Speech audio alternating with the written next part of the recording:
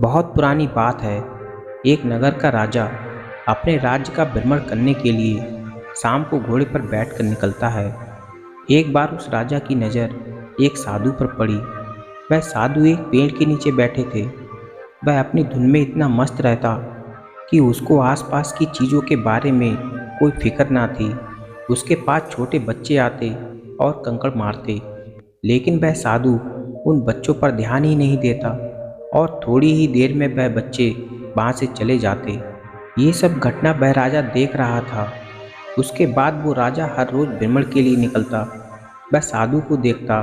साधु कभी बांसुरी बजाता, कभी नाचता रहता, कभी आसमान के तारे गिनता रहता। राजा को ये देखकर बहुत खुशी मिलती। राजा का नियम बन गया, जब भी वह भ्रमण के लिए निकलता एक बार उस साधु को जरूर देखता। एक बार वह राजा साधु के पास गया, उनके चरणों में गिर पड़ा और कहा, महाराज, आगे बारिश का मौसम आ रहा है और मैं नहीं चाहता कि आप इस बारिश के मौसम को एक पेड़ के नीचे ही निकालें। यदि आप यहाँ पर रहे, आप काफ़ी बूढ़े हो, बीमार पड़ जाओगे। मैं चाहता हूँ कि आप मेरे राजमहल में चलो। बस राजा ने इतनी सी बात कही और वह साधु अपना झोला लेकर रवाना हो गया। राजा को ये उम्मीद न थी कि साधु ऐसा जवाब देगा, कि उनके एक शब्द कहने पर ही वह चलने को तैयार हो जाएगा। राजा को लगा कि ये साधु बहुत बड़ा ढोंगी है। शायद हो सकता है कि किसी ने मेरे ऊपर चाल करने के लिए छोड़ा हो। राजा को लगा कि साधु कुछ ऐसा जवाब देगा कि राजा, मुझे महलों से क्या मतलब, हम तो साधु हैं, हम तो आसमान को ओढ़ते हैं, धरती को अपना बिछौना बनाते हैं, हमें राजपाट की ज़रूरत नहीं है। महाराज, राजा ने तो ऐसा जवाब सुनने के लिए महल में चलने के लिए कहा था, पर राजा के एक आग्रह पर ही वह महल चलने के लिए तैयार हो गया। राजा कुछ और कह पाते उससे पहले वह राजा के घोड़े पर ही बैठ गया और कहा, चलो राजा। अब राजा के मन में ये दुख समा गया, जरूर ये साधु कोई चाल करने वाला है। भला साधु को महलों से क्या मतलब, मैं तो इस साधु को ऐसे ही कह रहा था। अब राजा को ऐसा लगा कि फालतू की आफत ले ली मैंने। अब साधु घोड़े पर बैठा था और राजा को महल पैदल ही जाना पड़ा। नगर के लोग भी देख रहे थे। फिर वह राजा और साधु महल में पहुँचे।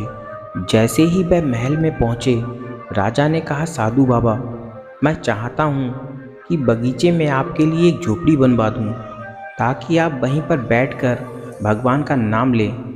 साधु ने कहा, नहीं राजा, मैं आपके महल में रहना चाहता हूँ। भला मैं भी तो देखूँ कि महलों में कैसे रहा जाता है। अब तो राजा की छाती पर और सांप लौटने लगे। अब वह साधु राजा के महल में रहने लगा। इस तरीके से रहता जैसे वह इस नगर का राजा हो। राजा से भी अच्छे कपड़े पहनता, राजा से भी अच्छा खाना खाता और इस तरह वह राजा से भी शान से रहने लगा। राजा को ये देखकर बहुत दुख होने लगा। राजा सोचता कि मैं तो इसको एक हीरा समझकर लाया था, लेकिन ये तो अंदर से लोहा निकला। ऊपर बस सोने की परत चढ़ी है। ये अंदर से बहुत ही बड़ा ढोंगी बाबा है। अब राजा हर रोज़ दुखी रहने लगा।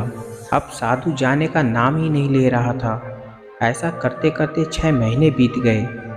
एक बार राजा ने बहुत ही हिम्मत करके उससे कहा कि महाराज, मैं आपसे एक सवाल पूछना चाहता हूँ।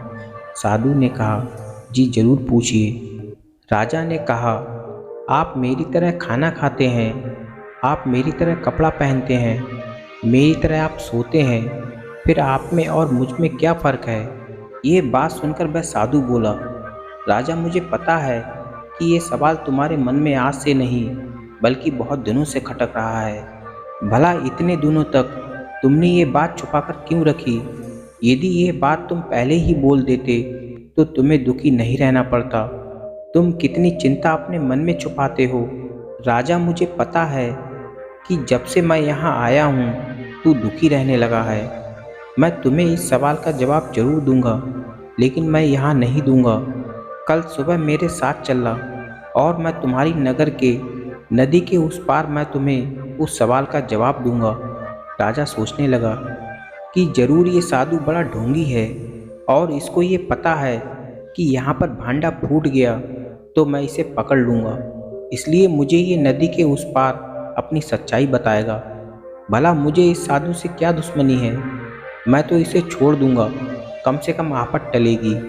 ये सोचकर राजा सो गया और जब सुबह उठा तो साधु पहले से ही अपनी बांसुरी लेकर, अपना झोला लेकर तैयार खड़ा था और मीठी मीठी बांसुरी बजा रहा था।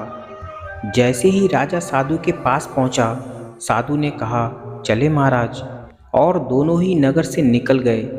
वह आगे चलते जा रहे थे। नदी भी पार हो चुकी थी, लेकिन साधु रुकने का नाम नहीं ले रहा था। तभी राजा साधु से कहते हैं, महाराज अब रुक जाइए, मैं और आगे नहीं चल सकता। साधु कहता है, चलो राजा मेरे साथ, मैं आगे जाता हूँ। तभी एक बार राजा फिर कहता है, महाराज मैं आगे नहीं चल सकता, मेरा राजपाट, मेरी बीवी और मेरे बच्चे, मेरा परिवार पीछे छूट गया है। मैं आपकी तरह साधु थोड़ी ही हूँ जो झोला लेकर चलूँगा। मेरे पीछे कई सारी जिम्मेदारियाँ हैं, मैं आपके साथ नहीं चल सकता। तभी वह साधु कहता है, बस इतना ही फर्क है तुझ में और मुझ में। मैं साधु हूँ, मैं कहीं भी चल लूँगा, मुझे किसी चीज़ की कोई फिक्र नहीं है। जब मैं उस पेड़ के नीचे था खुश था, तुम्हारे राजमहल में था तब भी इतना ही खुश था, और आज जब मैं तुम्हें छोड़कर जा रहा हूँ उतना ही खुश हूँ। मैं कभी भी किसी भी परिस्थिति में दुखी नहीं रहता, लेकिन तुम्हारा जीवन तुम्हारी स्थितियों पर निर्भर करता है। तुम्हारी परिस्थितियाँ कैसी हैं उसके हिसाब से तुम जीते हो। यदि तुम्हारी परिस्थिति खराब है तो तुम दुखी हो जाते हो, और परिस्थिति यदि अच्छी है तो तुम खुश हो जाते हो। लेकिन हमें परिस्थितियों से फर्क नहीं पड़ता। मेरी बांसुरी उस पेड़ के नीचे भी उतनी ही सुरीली बजती है, तुम्हारे महल में भी उतनी ही सुरीली बजती थी, और आज मैं जब जा रहा हूँ तब भी मेरी बांसुरी उतनी ही सुरीली बजेगी। मुझे किसी भी परिस्थिति में दुख नहीं मिलता, ना मुझे इसका एहसास होता है। मैं हर परिस्थिति में खुश रहता हूँ। ये बात सुनकर वह राजा कहने लगा, अरे कितने अनमोल को खो दिया मैंने। इतने दिन साथ में रहकर भी इस साधु की असलियत को नहीं पहचान सका। ये साधु तो हीरा निकला। इतने दिन साथ रहकर मैं इसके साथ भजन कीर्तन भी नहीं कर पाया। करता भी क्या खाक, मैं तो इसको ढोंगी समझ रहा था, लेकिन ये तो बहुत ही अद्भुत आदमी निकला। ये सोचकर वो राजा साधु के चरणों में गिर पड़ा और कहा कि साधु बाबा, मैं आपको जाने नहीं दूंगा। तभी वह साधु कहते हैं, सोच लो राजा, ये घोड़ा यहीं पर खड़ा है, मैं तो वापस चलूँगा, फिर तुम चिंता में पड़े रहोगे, फिर तुम दुखी हो जाओगे। ये सुनकर राजा के मन में फिर वही विचार आया, ये साधु तो फिर से मान गया, ये फिर मेरे साथ चलेगा। भला ये कैसा साधु है। पर वह साधु राजा को देखते हुए बोला कि राजन, मैं ऐसा नहीं करूँगा, क्योंकि तू कभी सुधरने वाला नहीं है। मैं तुम्हारे महल नहीं चलूँगा, बस तुम खुश रहना। ये कहते हुए वह साधु बाबा वहाँ से चले गए और राजा बस उसको देखता ही रह गया। दोस्तों, हमारे जीवन में ये चीज़ें बहुत मायने रखती हैं कि हमारे सामने जैसी परिस्थितियाँ होती हैं वैसे ही हम हो जाते हैं। जब परिस्थितियाँ खराब चलती हैं तो हम दुखी हो जाते हैं, जब परिस्थितियाँ अच्छी चलती हैं तब हम खुश हो जाते हैं। ऐसा लगता है कि जैसे हम अपने जीवन को नहीं चला रहे, हमारी परिस्थितियाँ हमारे जीवन को चला रही हैं। आप अपने जीवन में ज़रूर अनुसरण करना, इस बारे में एक बार ज़रूर सोचना, आखिर ऐसा क्यों होता है। ये तो हमको पता है कि हमेशा हमारे साथ अच्छी परिस्थितियाँ नहीं चल सकती, पर यह भी हमें पता है कि हमेशा हमारे साथ बुरी परिस्थितियाँ भी नहीं चलती रहेंगी। अच्छी आती हैं तो बुरी भी आएंगी, बुरी आती हैं तो अच्छी भी आएंगी। फिर हमें दुखी और सुखी होने का क्या मतलब, क्योंकि परिस्थितियाँ तो बदलती रहती हैं और हमें पता है कि थोड़े ही दिनों बाद ये परिस्थितियाँ बदल जाएंगी, लेकिन फिर भी हम दुखी और सुखी होते रहते हैं। और कभी कभी हमें ये भी लगता है कि सुख के दिन तो बहुत जल्दी गुजर जाते हैं और दुख के दिन गुजरते ही नहीं। सच्चाई तो ये है कि दुख की तरफ हम ज़्यादा ध्यान देते हैं और सुख की तरफ कम ध्यान देते हैं।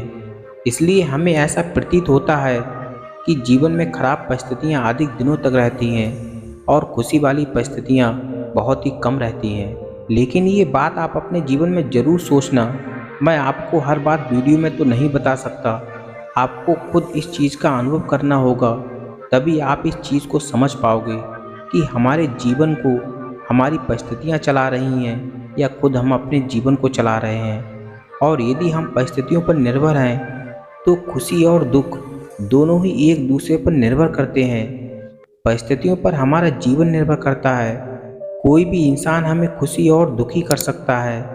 इसीलिए हमें हमारी परिस्थितियों को समझना होगा, हमें हमारे जीवन को समझना होगा, हमें दोनों ही परिस्थितियों को एक ही नज़र से देखना होगा, तभी शायद हम जीवन की असली पहचान कर पाएंगे। दोस्तों, उम्मीद है कि ये कहानी आपको पसंद आई होगी। ये कहानी आपको पसंद आई है तो वीडियो को लाइक और चैनल को सब्सक्राइब जरूर कर लें। मिलते हैं अगली वीडियो में, तब तक के लिए अपना ध्यान रखें। धन्यवाद।